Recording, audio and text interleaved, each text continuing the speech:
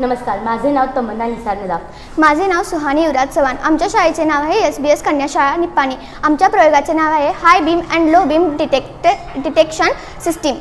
आमचे आजोबा एकदा पेपर वाचत होते. त्या पेपरामध्ये अशी बातमी होती की एका बसचा ॲक्सिडेंट झाला.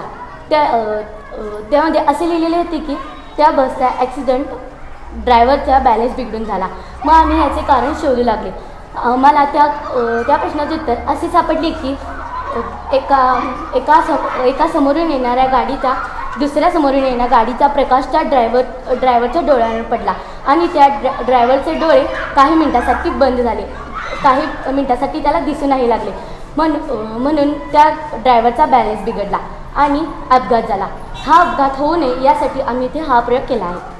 या प्रयोगामध्ये आम्ही LDR सेन्सरचा वापर केला आहे. जेव्हा आपण हाय बीम चालू करतो तेव्हा समोरून येणाऱ्या गाडीचा त्याचा त्रास ड्रायव्हरला त्याचा त्रास होऊ शकतो.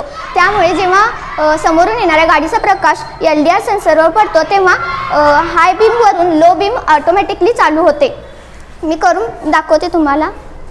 जेव्हा हाय बीम असते तेव्हा हे प्रकाश दुसऱ्या गाडीचा त्याच्यावर प्रकाश पडल्यामुळे लो बीम ऑटोमॅटिकली चालू होते. थँक्यू.